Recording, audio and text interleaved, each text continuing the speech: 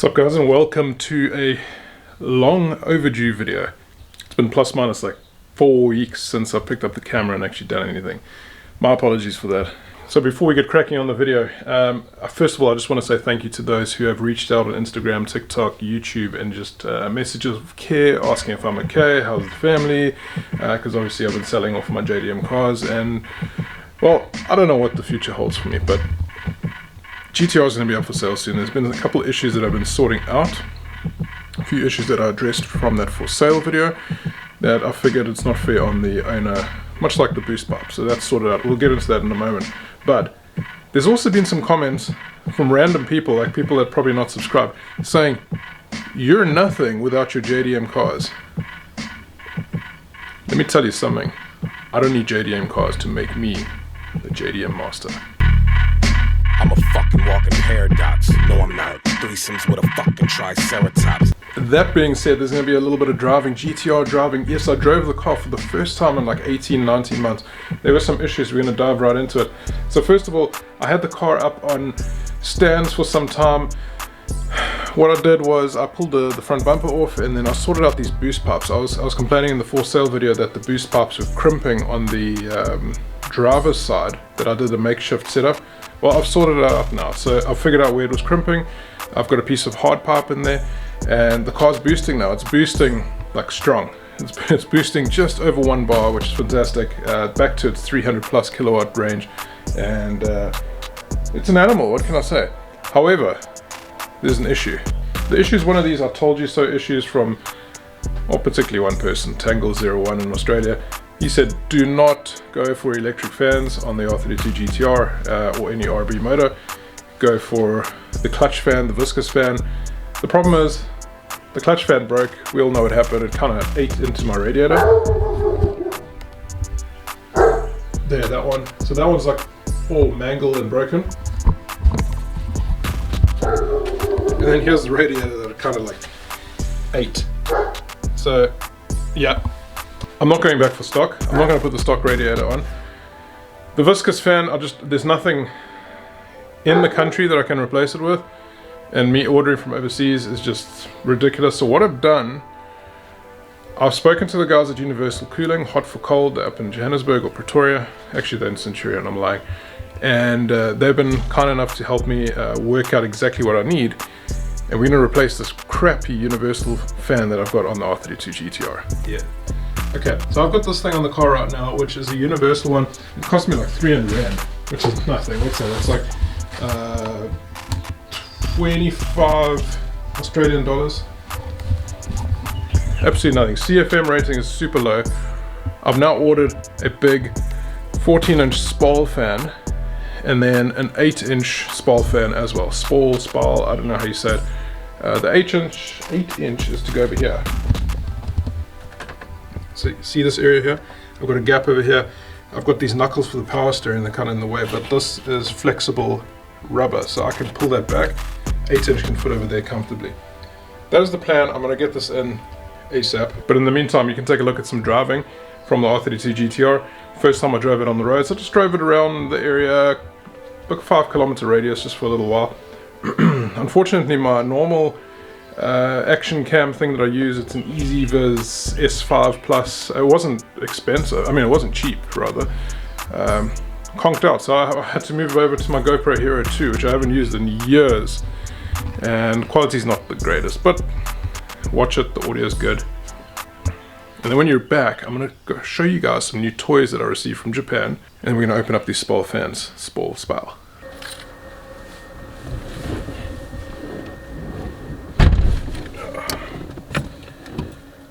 Okay.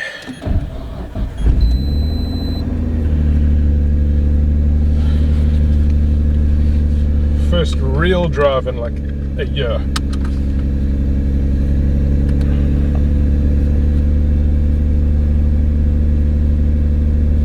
Pretty sure everything will be fine.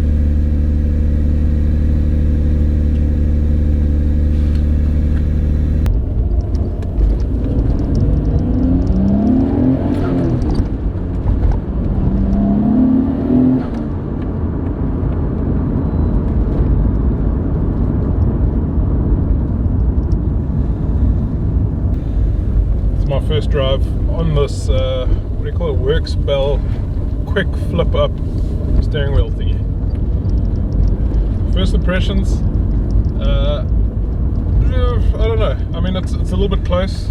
I can't really push my seat too far back, otherwise I'm not going to be able to reach the pedals. I'm only 1.78 meters.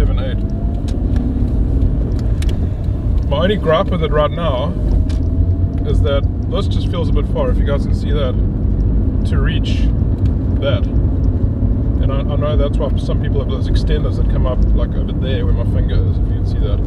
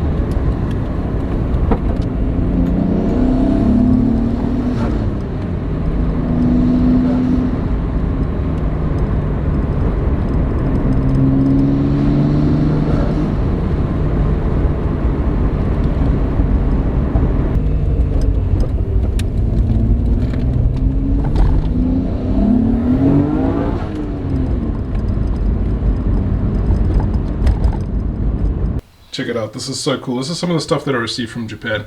Just running through it quickly. Greddy temperature gauge. This is like a universal one that you can use for exhaust. You can use it for oil, you can use it for water. This one is really cool. It needs a clean up though. This is a mechanical apexy boost gauge. Very nice, on a blitz holder. So that's really cool. Mechanical. Just make things a lot easier. Really old school. Apexy holder. These holders are fantastic for stuff like apexy power FC hand controller, etc. I have got a fuel cut defender with the original plastic over it. That fuel cut defender came off a 200SX or 180SX in Japan with a CA18 DET. This boost gauge is electronic. It's a Greddy. It comes with the control unit. The only thing that's missing, I don't have the sensor for it. What I generally do is when I buy at these auctions, I buy stuff that's missing components because I get it at like 10% of the value, because it's considered a junk item, doesn't have the thing. So all I need now is the sensor, put it together, and I've got a complete unit that I've paid next to nothing for. This is a sandwich plate for a 200SX or 180SX. It's a Greddy sandwich plate. Now a sandwich plate is pretty simple. You would take the sensor from here and you'd bolt it into the sandwich plate and you get your readings out of it. So you get your oil temp, you get your oil pressure. Then picked up this 52mm Race Tech gauge. Nothing special, not even like a big name brand. It was actually a bundle deal. I won this together. This is also Race Tech. And then it came with that guy. So this is a Race Tech, I think it's just a generic one. What I actually wanted and why I found this together was this. This is a Lamco boost gauge, mechanical. Lamco is a big brand that guys use on Subarus, or at least the factory uses on Subarus. So I landed up wanting this whole bunch together.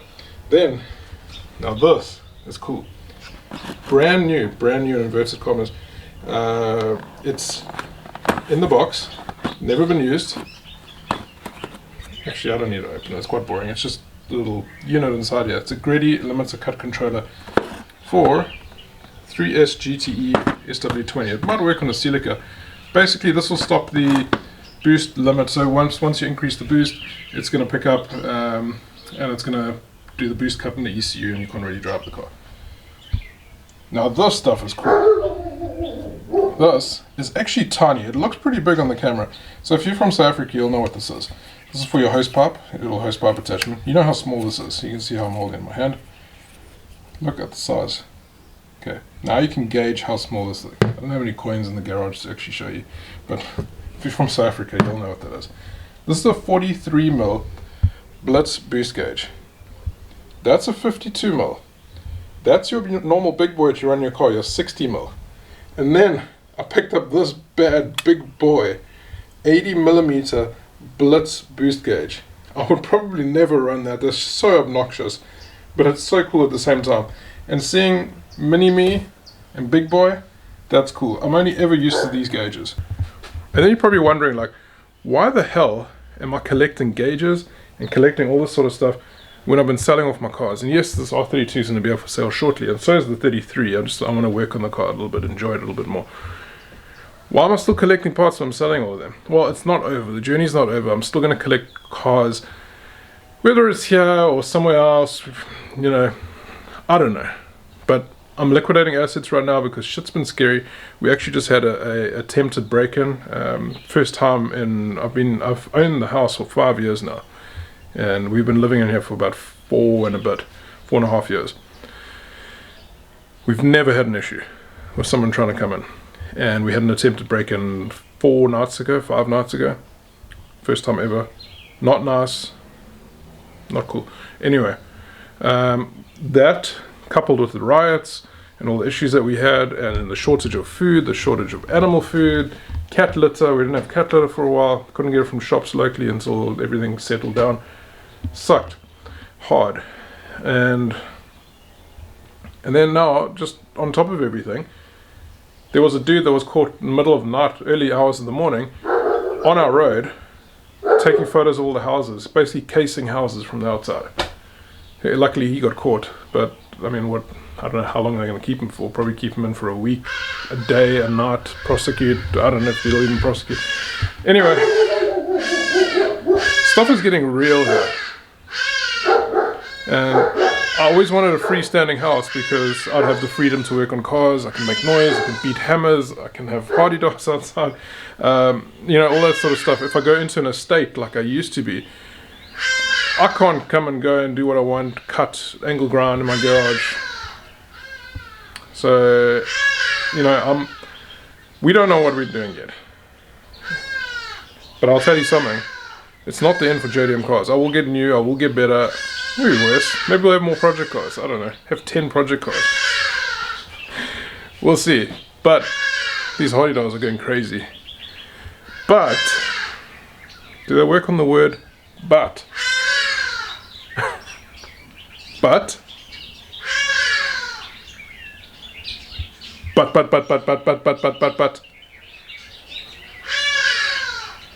okay. Anyway, I'll do stuff backwards. You guys know this on the channel. I picked up the engine behind me, the RB20, with the intention to throw it into a vehicle. I didn't have a vehicle at the time for it. I had obviously the GT-R, the RX-7s, the MR2, but I didn't have something that I could put it into like properly.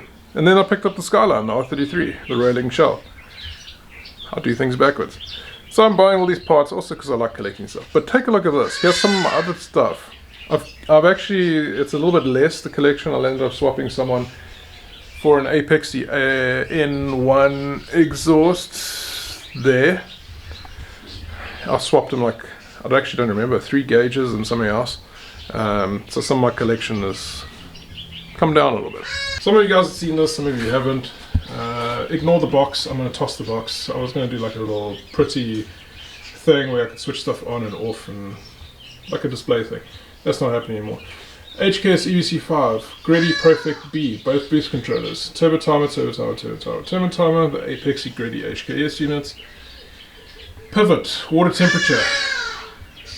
Electronic with the sensor, with the doohickey control box. Oh no, I'm missing control box, I've got the sensor. Grady boost gauge.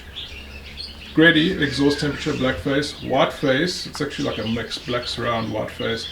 Grady exhaust temperature with the sensor, with the control box. That one's cool. I've got this HKS universal one. It can be used for water temp, oil temp.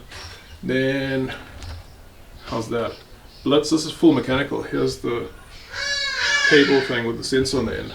Blitz oil temp. This one's neat. This is a 60mm Blitz boost gauge. So it actually is the same as that one. That's 60mm right over there. So I've got that, that's also mechanical. Then this is a Blitz exhaust temp. This is a huge mess right now because I was actually hunting for something the other day and I just kind of threw everything around. I need to clean up, box and I don't know, do whatever. HKS EVC 3 or 4, I forget which one, with the solenoids, all that jazz. HKS turbo timer. HKS, sorry, these are the 4s. HKS EVC4 right over here. I've got 2 of these units with solenoids. Everything's complete. I've got a cross boost up boost controller plus fuel pressure, RPM. I don't know what it does actually, but it's cool, and everything's there. All the wiring is all there. I've got electronic toll collection system, which is the same one that was in my silver FD with the lady speaking. FET turbo timer, really old HKS turbo timer, and then this ETC boost controller, also with solenoids, with all that goodness. So I collect like random stuff. Then I've also got Ortec, what do you call those, wheel caps, 5 Ziggin wheel caps. Cool stuff. Stuff I'm picking up from Japan, stuff I'm hoping to keep for a very long time. I wouldn't want to sell it. But anyway, that's some of the stuff. This is the new addition to the family, and then we'll throw these into project cars. And it's a pity I'm selling this car as is, because it's got quite a lot of stuff. If you didn't watch that for sale video, it's got a lot of cool stuff in this car. If the new owner, or whoever wants to buy it, wants to negotiate a little bit, and negotiate a little bit too much, then I'm going to start stripping stuff off. Like that Apexy 60mm boost gauge is sitting on an original Apexy holder. That Apexy Power FC hand controller is sitting on an original holder. I've got a Works Bell quick flip up. I've got a Ready turbo timer. It's also the boost turbo timer. Picks up boost and a whole bunch of other stuff. HKS EVC5 with the digital display. Razzo shifter. Godzilla there chilling on the seat with a permanent marker. Now we're going to make sure the guys at Universal Coolers send through the right stuff. Oh, okay. So this is the first one. This is the 8-inch. This ends up actually being a Davies Craig version. I thought I've got a Spol version, but that's fine. Nonetheless, Davies Craig is pretty awesome.